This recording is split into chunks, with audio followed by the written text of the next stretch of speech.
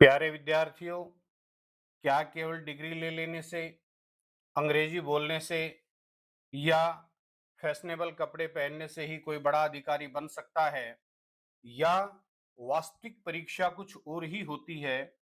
तो आज हम जानेंगे एक ऐसी कहानी जहां सैकड़ों पढ़े लिखे लोग हार गए और जीत गया एक सच्चा इंसान। तो नमस्कार छात्रों, मैं हूं आपका अपना शिक्षक विनोद कुमार वेदालंकार और आप देख रहे हैं वीके हिंदी संस्कृत गुरुकुल। आज हम यहाँ पढ़ने जा रहे हैं प्रेमचंद जी की एक प्रसिद्ध कहानी जिसका नाम है परीक्षा। तो इस वीडियो में परीक्षा की सरल और रोचक व्याख्या आपको उपलब्ध होने वाली है। पूरी कहानी को आप बिल्कुल आसान भाषा में समझेंगे, शब्दार्थों के साथ, और एग्जाम के दृष्टिकोण से महत्वपूर्ण बिंदुओं पर भी चर्चा करेंगे। तो चलिए प्यारे बच्चों, वीडियो को शुरू करते हैं। देखिए, ये जो प्रस्तुत कहानी है परीक्षा, ये परीक्षा एक बहुत ही शिक्षाप्रद कहानी है और इस शिक्षाप्रद कहानी के माध्यम से मुंशी प्रेमचंद जी ने हमें समझाया है कि किसी भी पद के लिए केवल विशेष डिग्री या बाहरी योग्यताएं ही पर्याप्त नहीं होती, बल्कि व्यक्ति के चरित्र, दया, साहस और कर्तव्य निष्ठता को अधिक महत्व दिया जाना चाहिए। यह कहानी देवगढ़ रियासत के दीवान, दीवान का अर्थ होता है मुख्यमंत्री यानी कि प्रधानमंत्री। जो एक राजा होता है उसका जो मुख्यमंत्री होता है, प्रधानमंत्री होता है। वैसे तो दरबार में बहुत सारे मंत्री होते हैं, लेकिन उस समय पर एक मुख्यमंत्री होता था जिसका जिस पद का नाम होता था दीवान। राजा के बाद यह सबसे बड़ा पद होता था। तो उस पद की नियुक्ति की एक अनोखी कहानी है जो कि मुंशी प्रेमचंद जी ने यहां पर प्रस्तुत की है। प्यारे बच्चों, अब हम बात कर लेते हैं मुंशी प्रेमचंद जी के जीवन परिचय की, क्योंकि किसी भी कवि या किसी भी लेखक के जीवन परिचय को जानना अत्यंत आवश्यक होता है। तो मुंशी प्रेमचंद जी का वास्तविक नाम धनपत राय श्रीवास्तव था। उनका जन्म एक गरीब कायस्थ परिवार में हुआ। बचपन में ही माता आनंदी देवी और पिता अजायब राय के निधन के कारण उन्हें बहुत सारी कठिनाइयों का सामना करना पड़ा। उन्होंने अपनी प्रारंभिक शिक्षा मदरसे से प्राप्त की। मदरसा उस जमाने में स्कूल को ही कहते हैं जिसमें कि उर्दू या अरबी की पढ़ाई पढ़ाई जाती है। आजकल भी चलते हैं, लेकिन उस समय मदरसे काफी प्रसिद्ध थे। और बाद में मैट्रिक पास कर स्कूल में अध्यापक के रूप में वो काम करने लगे। मैट्रिक का मतलब होता है 10वीं पास, और 10वीं पास करके ही वो शिक्षक बन गए थे, क्योंकि वो समय ही ऐसा था। प्यारे बच्चों, अगर हम उनकी साहित्यिक यात्रा की बात करें तो मुंशी प्रेमचंद ने अपने लेखन यात्रा की शुरुआत नवाब राय के नाम से की थी। यानी कि जो उनकी प्रारंभिक रचनाएं हैं वो नवाब राय के नाम से मिलती हैं और उर्दू भाषा में वो लिखते थे। बाद में वे प्रेमचंद के नाम से लिखने लगे और उर्दू भाषा को छोड़ करके हिंदी भाषा के साहित्य में जो है उन्होंने प्रवेश प्राप्त कर लिया और हिंदी में ही उन्होंने अपना पूरा साहित्य लिखा मुंशी प्रेमचंद जी के नाम से। सन 1921 में 1921 में असहयोग आंदोलन आंदोलन जो कि महात्मा गांधी जी के द्वारा चलाया गया था, उसके समर्थन में उन्होंने अपनी सरकारी नौकरी छोड़ दी और पूर्ण रूप से साहित्य की सेवा में ही लग गए। यानी कि पूर्ण रूप से लेखन कार्य से ही वो जुड़ गए। उन्होंने हंस नामक पत्रिका का संपादन किया, वो उसके मुख्य एडिटर थे। उनकी रचनाओं में सामाजिक कुरीतियां, गरीबी, किसान जीवन और यथार्थवादी दृष्टिकोण का मतलब है कि जो सत्य को देखने वाला नजरिया है, जो सच को देखने वाला नजरिया है, जो जैसी परिस्थिति समाज में है उस परिस्थिति को उसी रूप में अभिव्यक्त कर देना, इसको यथार्थवादी दृष्टिकोण कहा जाता है। उसका उन्होंने सशक्त चित्रण जो है अपनी रचनाओं में किया। उनकी वैसे तो बहुत सारी रचनाएं हैं, लेकिन मुख्य रचनाएं की यदि हम बात करें तो जैसे गोदान, गबन, निर्मला, सेवा सदन, कफन, ये उनके प्रमुख उपन्यास हैं। आप अपनी स्कूल की पुस्तकालय से, लाइब्रेरी से इनके बारे में जान सकते हैं। इसके अतिरिक्त जो कहानी है यहाँ पर, परीक्षा नाम की जो कहानी जो आपके पाठ्यक्रम में दी गई है, ये 1914 में 1914 में ये प्रकाशित हुई थी और कई लोग ऐसा मानते हैं कि ये उनकी पहली हिंदी कहानी है। लेकिन ऐसी कहानियों के माध्यम से उन्होंने चरित्र निर्माण और नैतिक मूल्यों पर विशेष बल दिया। प्यारे विद्यार्थियों, यदि हम मुंशी प्रेमचंद जी के जीवन की बात करें तो एक लंबी बीमारी के बाद 8 अक्टूबर 1936 को लखनऊ में उनका निधन हुआ। मुंशी प्रेमचंद जी की रचनाएं आज भी भारतीय समाज का सजीव दर्पण है। उन भारतीय समाज को आज भी मुखर रूप से प्रस्तुत करती हैं। उन्होंने साहित्य के माध्यम से, अपनी लेखनी के माध्यम से समाज की वास्तविक समस्याओं को उजागर किया और ह्यूमन वैल्यूज, मानवीय मूल्यों को उन्होंने समाज के अंदर स्थापित किया। तो प्यारे विद्यार्थियों, आज भी उनके लेखन का, आज भी उनके साहित्य का महत्व समाज में बराबर रूप से बना हुआ है। तो यहां पर जो कहानी है, बहुत ही प्रसिद्ध कहानी है और कहानी है जिसका नाम है परीक्षा। तो हम पढ़ लेते हैं, आप शब्दार्थों को भी साथ साथ लिखते रहें। जब रियासत देवगढ़, छोटे छोटे रियासतों में भारत बटा हुआ था, तो एक रियासत थी देवगढ़ जो कि मध्य भारत में थी। जब रियासत देवगढ़ के दीवान यानी कि मुख्य उसके जो मंत्री थे, प्रधान जो मंत्री थे, वो थे सरदार सुजान सिंह। तो सरदार सुजान सिंह बूढ़े हो गए। तो बूढ़े हो गए तो उनको परमात्मा की याद आई कि मुझे जो है परमात्मा का भी ध्यान करना चाहिए, अब मेरी उम्र बीती जा रही है। जाकर उन्होंने महाराज से विनय की, प्रार्थना की कि हे दीनबंधु, हे महाराज, दास ने श्रीमान की सेवा 40 साल तक की है। यानी कि कहने का भाव क्या है कि वो जाकर के अपने राजा के सामने प्रार्थना कर रहे हैं कि हे दीनबंधु, हे राजन, मैंने आपकी सेवा 40 साल तक की, अब मेरी अवस्था डल गई है। कहने अवस्था माने उम्र, अब मेरी उम्र ढल गई है, मैं 60 से भी अधिक वर्ष का हो गया हूं, राजकाज संभालने की शक्ति अब मुझ में नहीं रही है। कहीं मुझसे भूल चूक हो जाए, बुढ़ापे में कोई मेरे चरित्र में, मेरे व्यक्तित्व में दाग लग जाए, तो सारी जिंदगी की जो नेक नामी है, जो मैंने नाम कमाया है, वो मिट्टी में मिल सकता है। क्योंकि बुढ़ापे में दिमाग, मस्तिष्क उस तरह से काम नहीं करता, इंद्रियां उस तरह से काम नहीं करती जैसे जवानी में काम करती हैं। तो जो राजा का जो दीवान है, जिसका नाम है सरदार सुजान सिंह, वो स्वयं पर ही संशय अभिव्यक्त करते हैं और राजा के सामने अपनी समस्या को प्रकट करते हैं। राजा साहब अपने अनुभवशील और नीति कुशल दीवान का बहुत ही ज्यादा आदर करते थे। बहुत समझाया अपने दीवान को, लेकिन जब दीवान साहब ने बिल्कुल मानने से इनकार कर दिया, तो हार कर उनकी प्रार्थना उन्होंने स्वीकार कर ली कि ठीक है, आप काम छोड़ना चाहते हैं, कार्य से निवृत्ति लेना चाहते हैं तो ले सकते हैं, लेकिन एक कंडीशन के साथ। वो शर्त क्या है? एक शर्त लगा दी कि रियासत के लिए जो नया दीवान है, जो कि आपके पद को संभालेगा, वो आपको ही खोजना पड़ेगा, उसकी नियुक्ति आपको ही करनी है। आप जो है अपने जैसा एक दीवान यहां पर दे दीजिए, अपने जैसा एक मंत्री नियुक्त कर दीजिए और फिर आप जो अपने काम से भार मुक्त हो सकते हैं। दूसरे दिन देश के प्रसिद्ध समाचार पत्रों में, क्योंकि उस समय सोशल मीडिया तो होता नहीं था, समाचार पत्र ही होते थे, मैगजीन्स होती थी, न्यूज़पेपर होते थे हिंदी के, इंग्लिश के। तो उस जमाने के जितने भी प्रसिद्ध समाचार पत्र थे, उनमें एक विज्ञापन निकाला गया कि देवगढ़ के लिए एक सुयोग्य दीवान की आवश्यकता है। जो सज्जन स्वयं को इस पद के योग्य समझता है, वो वर्तमान सरकार सुजान सिंह की सेवा में उपस्थित हो जाए। ये जरूरी नहीं है, अब ये साथ में शर्त भी लगा दी कि ये जरूरी नहीं है कि वो ग्रेजुएट ही हो, वो पढ़ा लिखा ही हो, मगर हष्ट पुष्ट होना चाहिए, स्वस्थ होना चाहिए। मंदाग्नि के मरीज को यहां तक आने की, कष्ट उठाने की कोई आवश्यकता नहीं है। मंदाग्नि का मतलब है जिसका पेट खराब हो, जो हमेशा बीमार रहता हो, जो शारीरिक रूप से कमजोर हो, उसको यहां आने की आवश्यकता नहीं है। ये भी लिख दिया विज्ञापन में। 1 महीने तक उम्मीदवारों के रहन सहन, आचार विचार की देखभाल की जाएगी। अब देखिए, जिस प्रकार से आज एसएससी में एक इंटरव्यू होता है, 1 सप्ताह के लिए कंटिन्यूसली चलता है, तो यहां पर भी वो इंटरव्यू ऐसा नहीं था कि वो आधा घंटा चलने वाला था।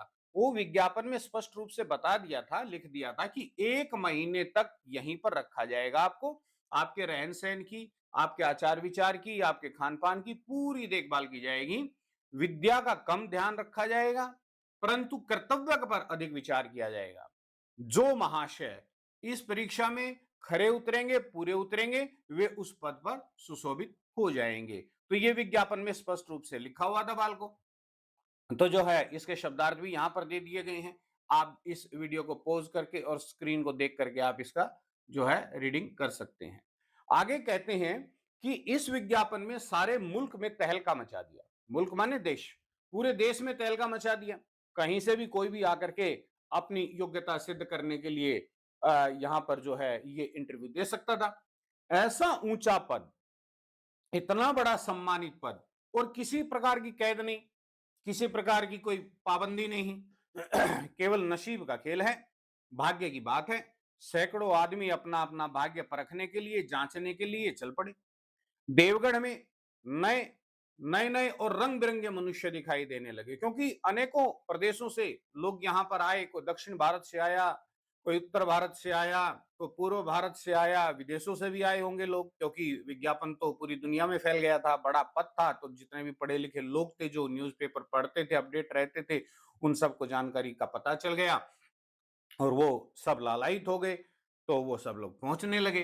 प्रत्येक रेलगाड़ी से उम्मीदवारों का एक मेला सा उतरता था, और कोई पंजाब से चला आता था, कोई मद्रास से चला आता था, कोई नए फैशन का प्रेमी था, कोई पुरानी सादगी पर मिटा हुआ था। रंगीन एमामे, चोगे और नाना प्रकार के अंगरखे और कंटोप। तो ये जो उर्दू के शब्द हैं, इनके यहाँ पर अर्थ दिए गए हैं, आप ध्यान से देख सकते हैं। एमामे का मतलब होता है पगड़ी या सिर पर बांधा जाने वाला वस्त्र। चोगा मतलब होता है ढीला ढाला परिधान, पहने जाने वाला।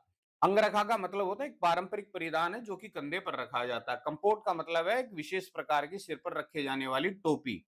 तो यहाँ पर इस प्रकार से लोग अपने अपने फैशन के आधार पर और अपनी अपनी वेशभूषा के आधार पर यहाँ पहुंचने लगे पहन करके। देवगढ़ में अपनी सजधज दिखाने लगे लोग, लेकिन सबसे विशेष संख्या ग्रेजुएटों की थी। ग्रेजुएट होते हैं स्नातक, यानी कि आज की अगर पढ़ाई की बात करें तो बीए, ठीक है, बैचलर ऑफ आर्ट्स। तो वो जो लोग थे वो सब वहां पहुंचने लगे, क्योंकि सनंद की कैद न होने पर, सनंद का मतलब होता है मार्कशीट, जो आप पढ़ते हैं और पढ़ करके जो परीक्षा पास करते हैं और उसके बाद जो आपको सर्टिफिकेट मिलता है, मार्कशीट मिलती है, उसको सनंद कहते हैं।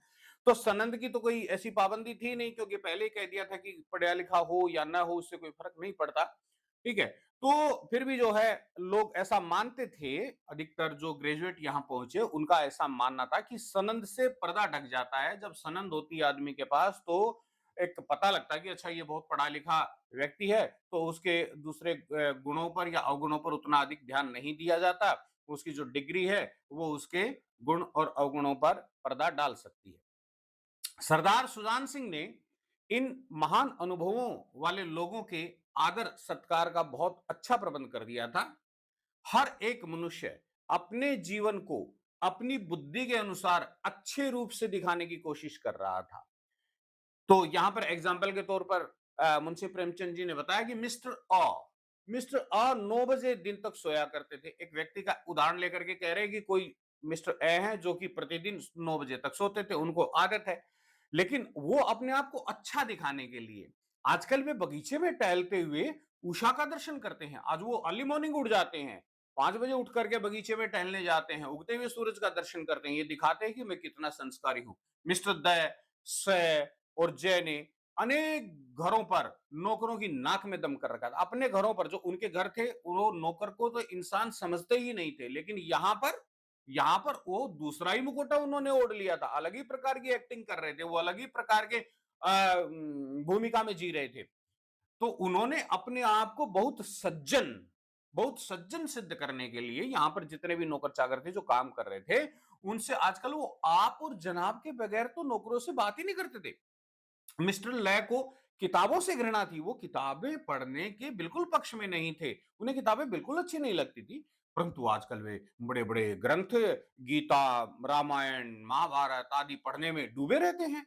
जिससे बात की जाए, जिससे भी बात करके देख लो, वो नम्रता और सदाचार का देवता चोगा ओढ़ करके बैठा है कि मैं, मेरे से बढ़िया आदमी इस दुनिया में कोई नहीं है। इस प्रकार का दिखावा, इस प्रकार का आडंबर वो बिल्कुल 100% शत प्रतिशत अपने आप को देवता बनाने में लगे हुए हैं। लोग समझते थे कि 1 महीने की तो बात है, कर लेंगे एक्टिंग। फिर किसने देखा है, एक बार नियुक्ति हो जाए, किसी तरह 1 महीना कट जाए, बाद में कार्य सिद्ध हो गया तो फिर कौन पूछता है, बाद में तो हम ही है जो कुछ है। तो लेकिन मनुष्यों का वह बूढ़ा जोहरी, जोहरी माने परखने वाला, जैसे हीरा हीरे को परखने वाला जोहरी होता है।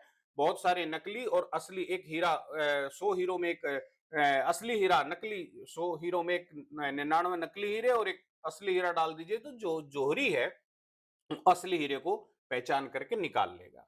तो उसकी जो बूढ़ी आंखें थी, किसकी? सुजान सिंह की। तो वो जो बूढ़ा जोरी है, वो आड़ में बैठा हुआ, किसी पर्दे के पीछे बैठा हुआ, छुप करके, वेश बदल करके, इन बुगलों में हंस कहां छुपा हुआ है, ये ढूंढने की कोशिश कर रहा है। वो असली मनुष्य को जो इस पद का योग्य है, इस पद के योग्य है, उसको ढूंढने के लिए छुपा बैठा है।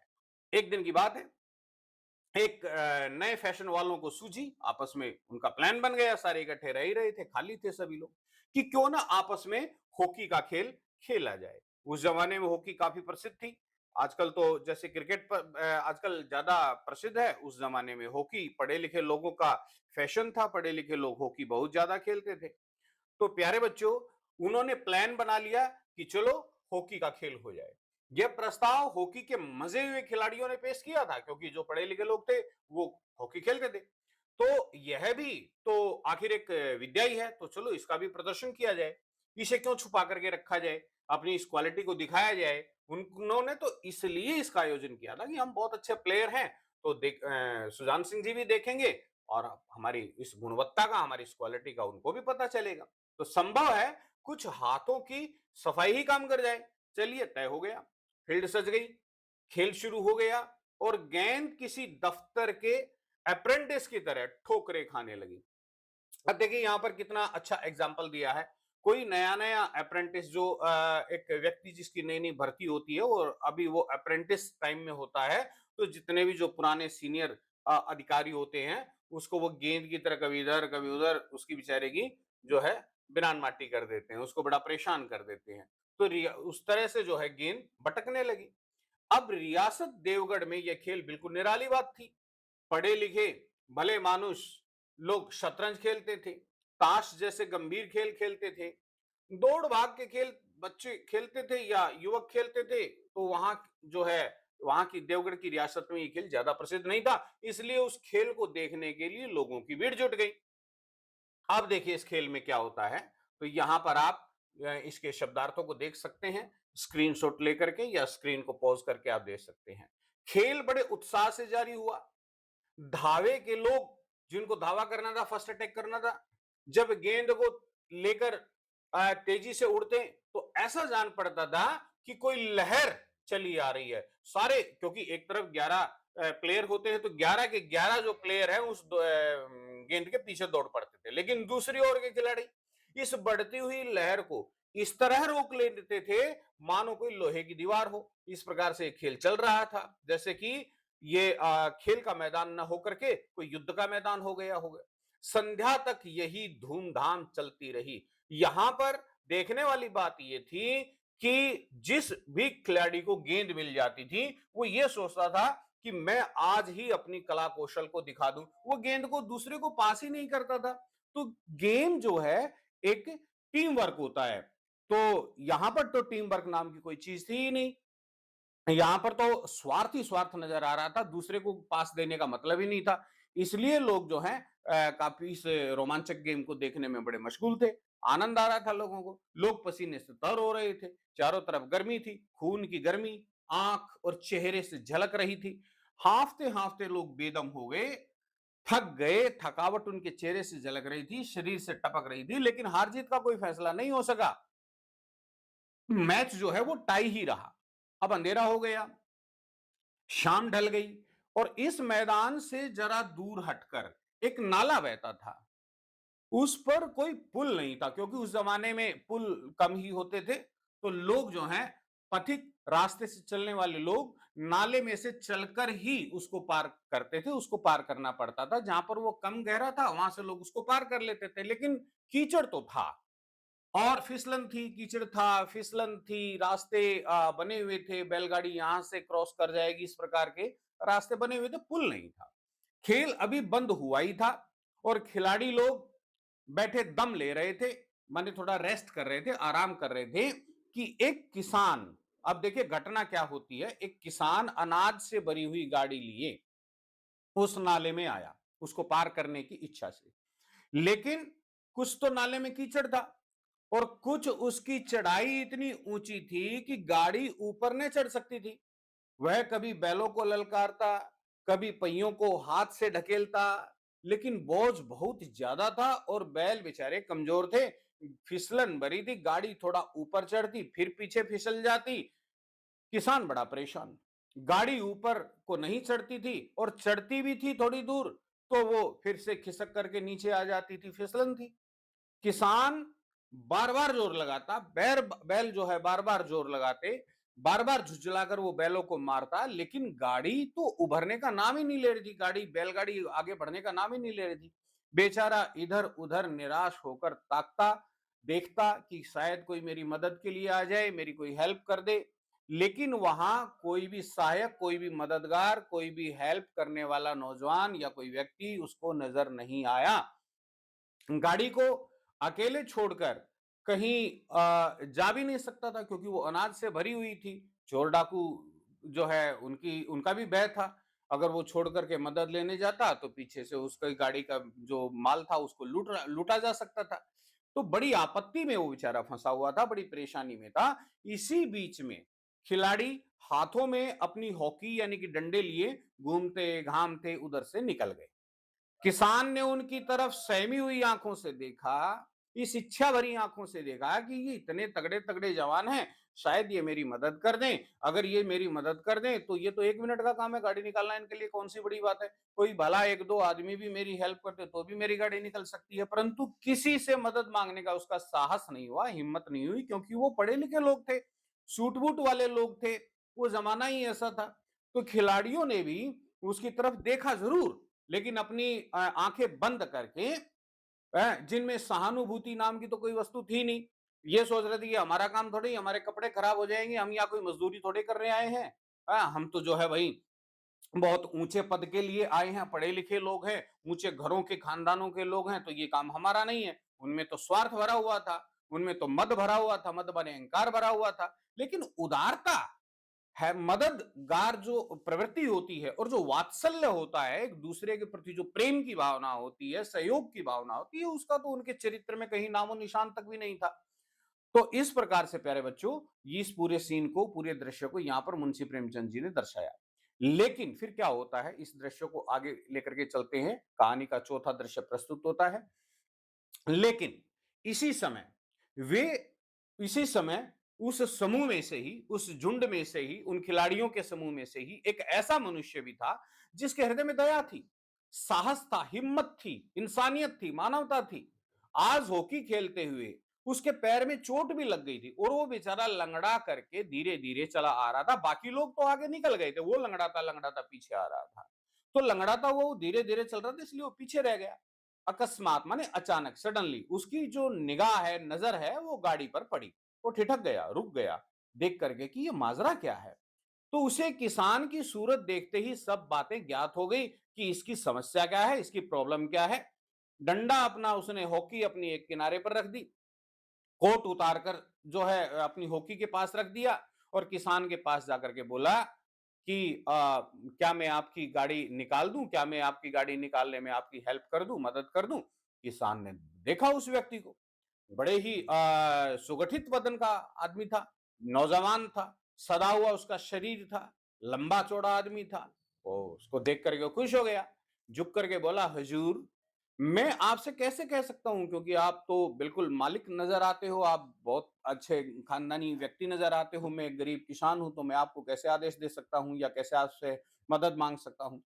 युवक ने कहा, मालूम होता है तुम यहाँ काफी देर से फंसे हुए हो, काफी देर से परेशान हो। अच्छा चलो कोई बात नहीं, तुम गाड़ी पर जाकर के बैठो और बैलों को साधो, बैलों को हांको, मैं पहियों को ढकेलता हूं। अभी गाड़ी ऊपर चढ़ जाएगी, ज्यादा समस्या की आवश्यकता नहीं है, ज्यादा परेशानी की कोई बात नहीं है, ज्यादा आपको परेशान होने की आवश्यकता नहीं है। किसान गाड़ी पर जा बैठा। युवक ने पहिए पर जोर लगाकर उसको उकसाया।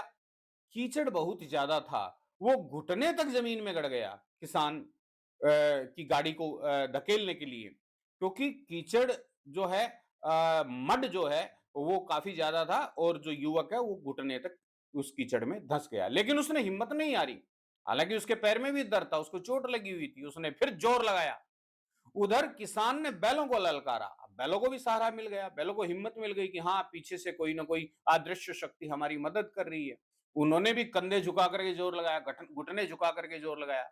तो गाड़ी जो है नाले के ऊपर पहुंच गई, निकल गई गाड़ी कीचड़ से बाहर। कौन सी परेशानी वाली बात थी, कौन सी ज्यादा बड़ी बात थी, बस थोड़ी सी हेल्प की आवश्यकता थी, वो उस नवयुवक ने कर ही दी थी।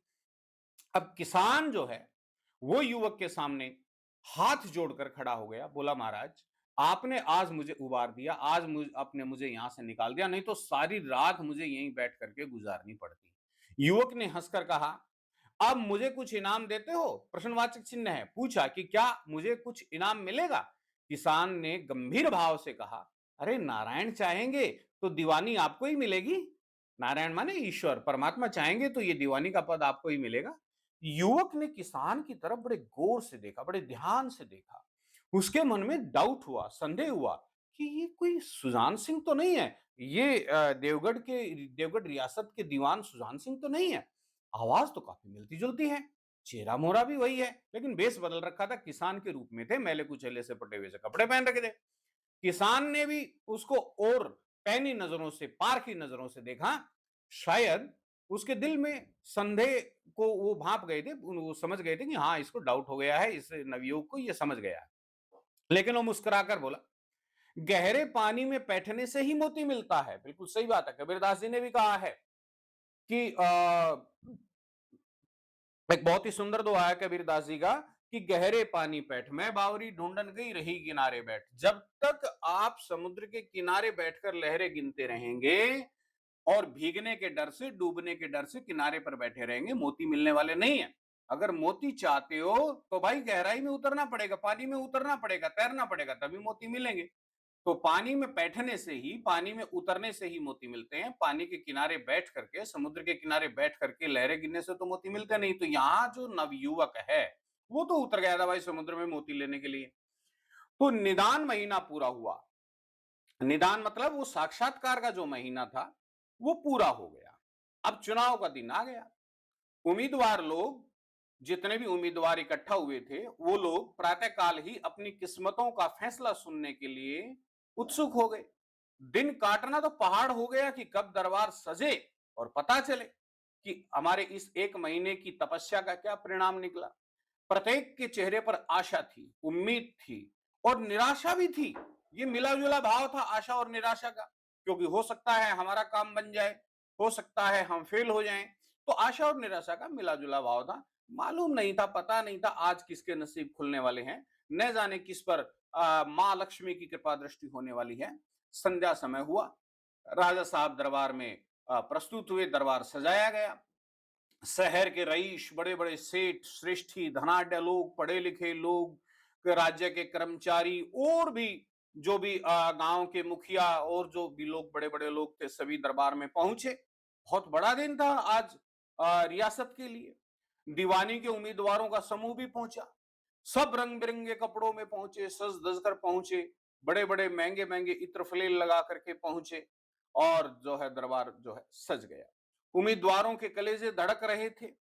ये बेचैनी चारों तरफ फैली हुई थी कि न जाने क्या होने वाला है, फैसले की घड़ी आ गई है।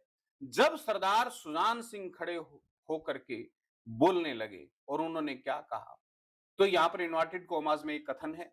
क्या कहा उन्होंने, मेरे दीवानी के उम्मीदवार महाशयों, जितने भी यहां पर उम्मीदवार एकत्रित हुए, सबको संबोधित करते हुए कहा कि मेरे दीवानी के उम्मीदवार महाशय, मैंने आप लोगों को जो कष्ट दिया, एक महीने तक जो भी मैंने आपको परेशानी दी, उसके लिए आप मुझे क्षमा कीजिए।